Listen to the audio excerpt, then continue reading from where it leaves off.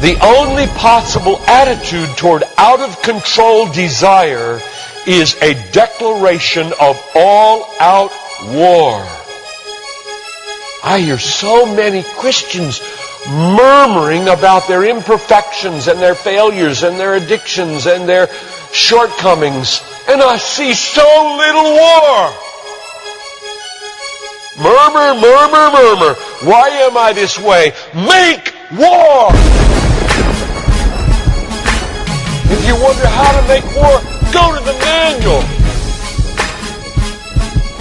Don't just bellyache about your failures.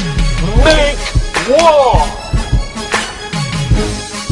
He says, I'm continuing the quote, there is something about war that sharpens the senses.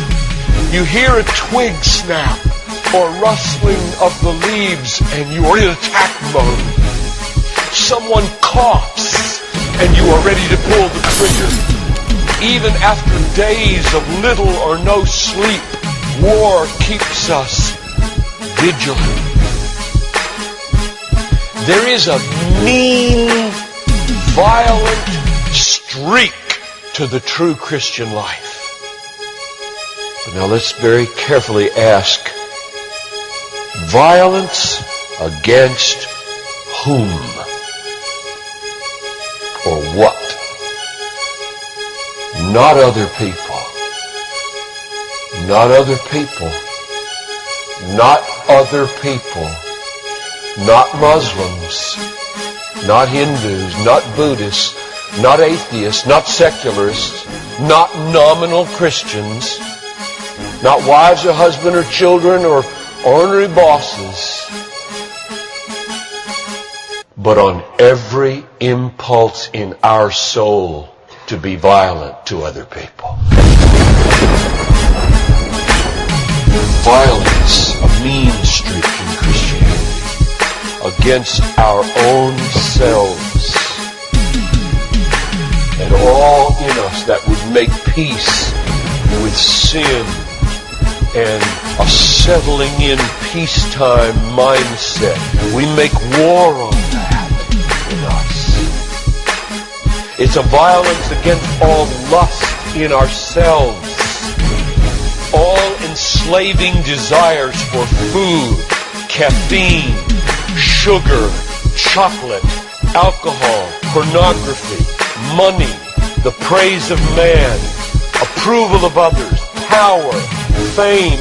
This is our enemy. This is where we make war.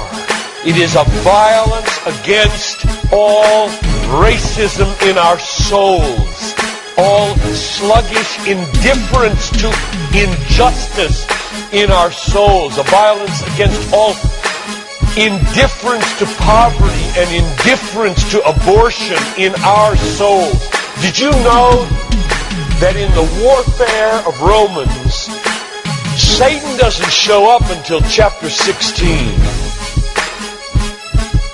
We tend to think of spiritual warfare as this little thing where you find some way to pray or some way to lay hands on or some way to do a Satan thing.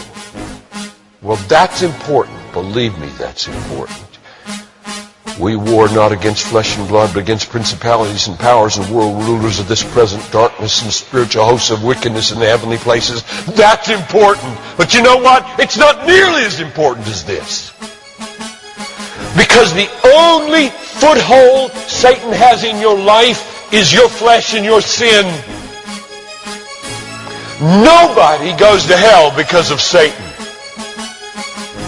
The only reason we go to hell is sin. Much more important than fighting Satan is fighting sin. This warfare in verse 13 is vastly more important than figuring Satan out. Get that. My biggest enemy is not Satan. My biggest enemy is John Piper.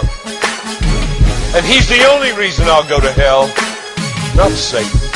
Satan, you don't have nearly that kind of power. And therefore, I really care about us learning how to do this battle. Christianity is not a settle in, live at peace with the world the way it is religion. Like most Christians live their daily lives. Verse 13. If by the Spirit you kill. There's a mean streak in Christianity, and it's not against anybody else but ourselves. In fact, it's against the meanness of ourselves against other people. If you feel like you're a mean person against others, a harsh person, a critical person, you know your problem? You haven't learned to make war. You haven't learned to be mean. You haven't learned to get violent against your violence, against your meanness, against your critical spirit. And you complain of it, talk about it, but have you made war 24/7 against it?